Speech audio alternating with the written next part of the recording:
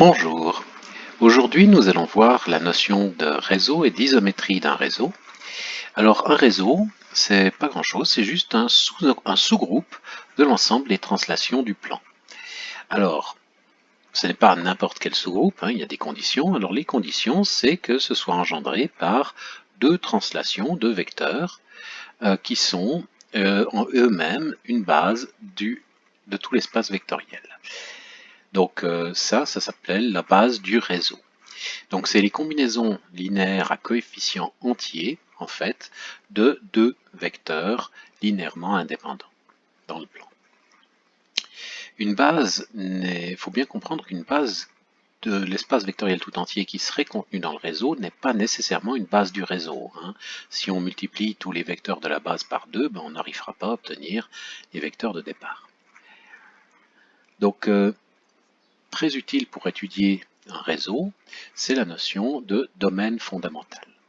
Alors un domaine fondamental, c'est un ensemble, c'est un sous-ensemble du plan euclidien, tel que tout point dans le plan euclidien peut être amené par des translations du réseau à ce sous-ensemble, et de façon unique en plus. Donc montrons d'abord un exemple plutôt, voilà, un exemple vaut mieux que 1000 mots. Voici donc ici deux vecteurs, B1 et B2, qui engendrent un réseau, c'est l'ensemble des points qui sont ici. Et ici, dans plus foncé, on a un domaine fondamental. Normalement, on ne doit pas prendre ces bords-là, puisque ces deux y sont déjà et qu'il faut que la représentation soit unique.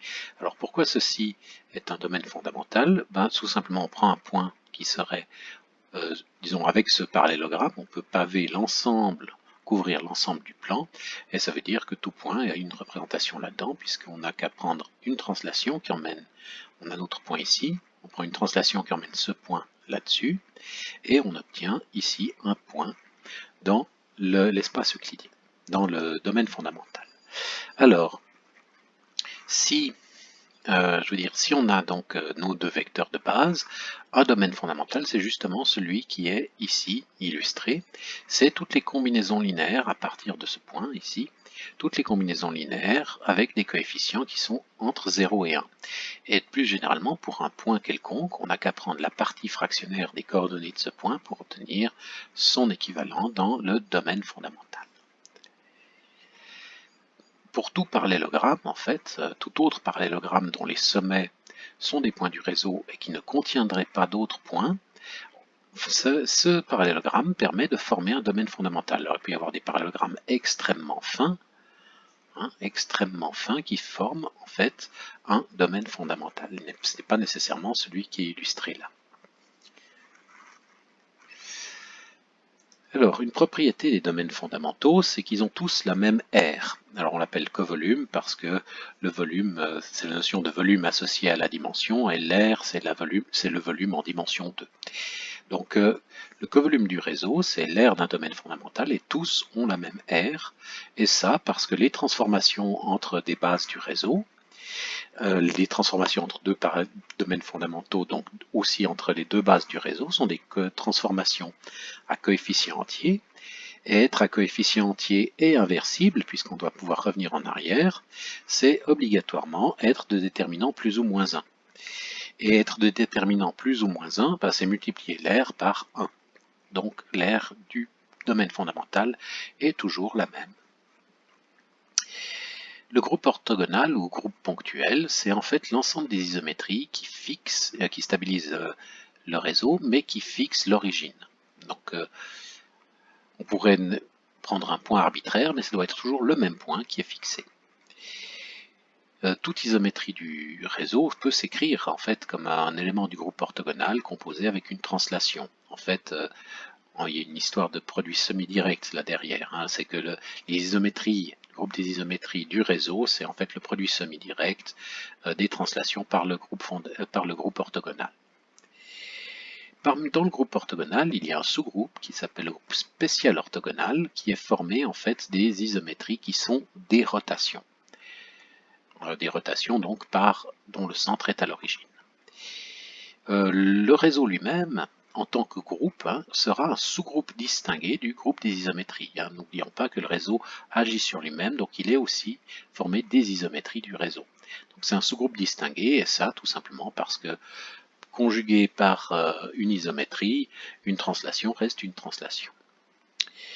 Alors on va classifier tous les réseaux, et pour ça on aura besoin de la notion de base minimale. Alors on prend en fait le vecteur non nul le plus court dans le réseau, et le second vecteur le plus court dans le réseau, c'est-à-dire le plus court parmi tous ceux qui ne sont pas déjà des multiples du premier. Alors, les isométries vont permuter les bases minimales de lambda, ça c'est forcé, étant donné que les isométries préservent les distances. Le groupe spécial orthogonal, donc c'est un groupe abélien puisqu'il n'est constitué que de rotations autour d'un même centre, et il contient au moins la symétrie centrale puisque le changement de signe va préserver le réseau. Et voilà la proposition importante, c'est que l'angle de rotation d'un élément du spécial orthogonal est toujours une rotation dont l'angle est un multiple de pi sur 3 ou pi sur 2. Alors, la preuve fait appel à un peu d'algèbre linéaire, pas grand chose, donc vous pouvez l'admettre si jamais, mais en gros, cette transformation, donc cette rotation, s'écrit sous cette forme en termes de matrice, et donc sa trace c'est 2 fois le cosinus de l'angle. Mais exprimée dans la base minimale, cette transformation doit aussi être une transformation à coordonnées entières. Donc ça c'est par rapport à une base usuelle du plan euclidien, une base orthonormée, mais par rapport à notre réseau, c'est une transformation qui a des coefficients entiers. Et ces deux façons de l'écrire préservent la trace. La trace est un invariant de similitude, donc quelle que soit la base dans laquelle on exprime cette transformation, la trace sera la même. Cette trace doit donc être un entier, donc 2 cos θ est un entier. Finalement, cosinus θ n'a que 5 possibilités, c'est moins 1, moins 1,5, 0, 1,5 ou 1, et donc l'angle est bien celui annoncé. Alors, ça nous entraîne quelque chose d'assez important dans la classification de S sous lambda, et le spécial orthogonal ne peut pas être n'importe quoi, il ne peut être que 3 groupes distincts. Soit il contient tous les multiples de pi sur 3, pour l'angle, soit tous les multiples de pi sur 2, soit tous les multiples de pi. Il n'y a que ces 3 possibilités. Alors pour pi sur 2 et pi c'est clair, mais c'est juste pi sur 3. En fait on pourrait se poser la question, oui mais si le groupe contient 2 pi sur 3, est-ce qu'on peut retrouver pi sur 3? Et la réponse est oui, à cause de la symétrie centrale. Parce que la symétrie centrale, c'est une rotation d'angle pi. Donc si on a une rotation d'angle 2π sur 3 et d'angle pi, on a une rotation d'angle 5π sur 3. Et une rotation d'angle 5π sur 3, elle engendre toutes les rotations multiples de pi sur 3. Alors, on va pouvoir distinguer tous nos cas. Alors, premier cas, si le groupe, donc, si le spécial orthogonal contient une rotation d'angle pi sur 3. Alors, on choisit en fait l'image du premier vecteur de base, qui est notre vecteur minimal, c'est aussi un vecteur minimal, mais qui ne sera pas collinaire. Donc on obtient ainsi une base. Donc on a une base formée de deux vecteurs de même norme, qui ont entre eux un angle de pi sur 3. Ben voilà, on a réussi à montrer déjà qu'il y avait un hexagone là-dedans, c'est pas mal. Deux points qui ont la même norme et qui forment un angle de pi sur 3, si on continue les rotations, ça formera un hexagone. Est-ce qu'on peut aller plus loin? Oui. L'échange entre ces deux vecteurs va aussi stabiliser le réseau. Si on change l'ordre entre les vecteurs, puisqu'ils sont de même norme, c'est ça qui nous sauve, on a une symétrie dans ce réseau. Donc il y a une symétrie et il y a 6 rotations, il y a des 12. Là il y a le groupe diédral. Et puis on ne peut pas avoir plus que ça, puisqu'on a un hexagone, donc il faut préserver l'hexagone autour de l'origine. Donc on a un cas où le groupe orthogonal, c'est le groupe ponctuel et D12. Deuxième cas, le cas quadratique, si on a une rotation d'angle pi sur 2, excusez-moi, c'est pas pi sur 4, c'est pi sur 2. Donc si on a une rotation d'angle pi sur 2, comme dans le cas précédent, même chose, on a une base qui a la même norme, avec un angle droit entre eux, c'est des 8, pour les mêmes raisons, on a exactement le même raisonnement, on obtient des 8. Il y a un carré des 8.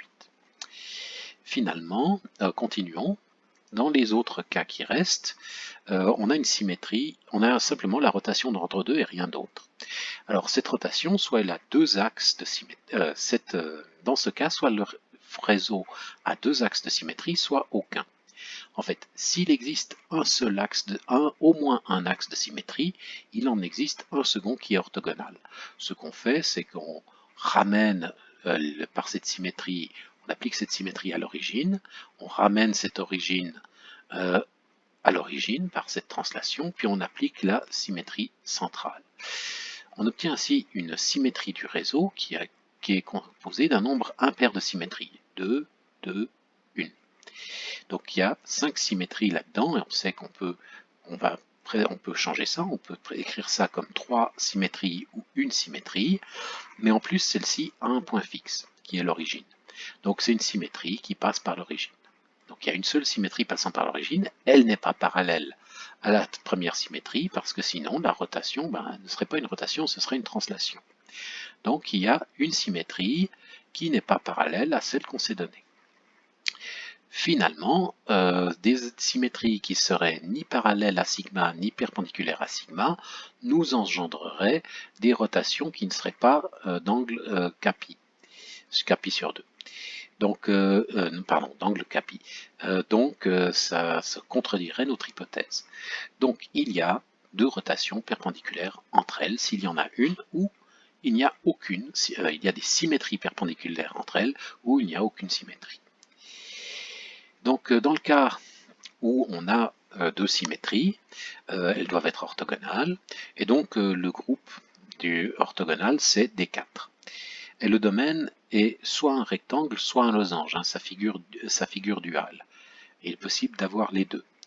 D'avoir des axes de symétrie, s'il y a des axes de symétrie, notre polygone, notre parallélogramme, a deux axes de symétrie, et c'est donc être un rectangle ou un losange. Si les symétries passent par des sommets du domaine fondamental, alors on a le cas d'un rectangle. Ne passe pas par les sommets du domaine fondamental, mais par les milieux des côtés du domaine fondamental, on a un rectangle. Et les vecteurs de base peuvent être de longueurs différentes, mais ils doivent être orthogonaux. Ils doivent être de longueurs différentes, sinon on retombe dans le cas quadratique, et ils doivent être orthogonaux. Et si par contre les axes de symétrie passent par des sommets du parallélogramme fondamental, du domaine fondamental, à ce moment-là on a un losange. Donc les deux vecteurs de base doivent avoir la même norme, mais ça ne peut pas être un cas précédent, donc ils ne doivent pas former d'angle égal à pi sur 2 ou pi sur 3, multiple de pi sur 2 ni pi sur 3. Et finalement, s'il n'y a aucune symétrie là-dedans, on est dans le cas monoclinique, les vecteurs de base doivent avoir des normes différentes et ne doivent pas former d'angle droit. Alors illustrons tout ça. Voici donc, ça c'était le réseau de tout à l'heure, ce qui est un réseau quelconque en fait monoclinique. Voilà, voici le réseau hexagonal. Et puis montrons son groupe, voilà, autour de l'origine, le groupe le groupe orthogonal, le groupe ponctuel. Alors on s'aperçoit de façon assez étrange, il y a le centre de rotation, la symétrie centrale, qui est la même chose que la rotation d'un demi-tour. Il y a 5 rotations non triviales en tout, et une rotation triviale qui est l'identité, et il y a 6 axes de symétrie autour d'ici. Puis là on voit notre bel hexagone ici, tout autour. Et on s'aperçoit qu'ici il y a quelque chose de spécial dans le réseau hexagonal. Il y a en fait un centre de rotation et de symétrie ici. Il y a des symétries ici qui sont déjà des symétries dont on a tenu compte, mais en fait il y a encore une symétrie supplémentaire à l'intérieur même de ce point. Donc la structure est un peu différente de celle que l'on pourrait espérer. C'est le plus spécial de tous, ce réseau. L'autre type de réseau, c'est le réseau quadratique, qui est engendré par un carré. Donc c'est un réseau qui n'a que des carrés, qui a ses axes de symétrie.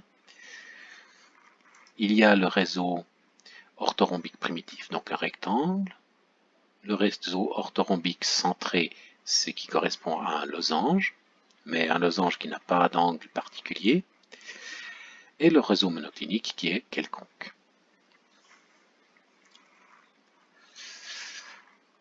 Finalement, alors continuons. Il veut juste une remarque sur le domaine fondamental, c'est que il ne faut pas confondre le domaine fondamental du réseau et du groupe des isométries du réseau. Pour le réseau hexagonal, en bleu, on a le domaine du réseau, et en rouge, le domaine des isométries du réseau. Voici pour le réseau quadratique, l'orthorhombique, les deux orthorhombiques et le monoclinique. Donc on a ici des domaines fondamentaux différents pour le réseau et pour le groupe du réseau. Il faut faire attention à ça.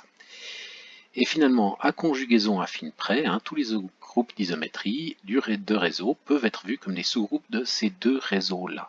Donc quand on fera de la cristallographie, on utilisera ces deux réseaux ici. Voilà, je vous souhaite une bonne journée, à bientôt.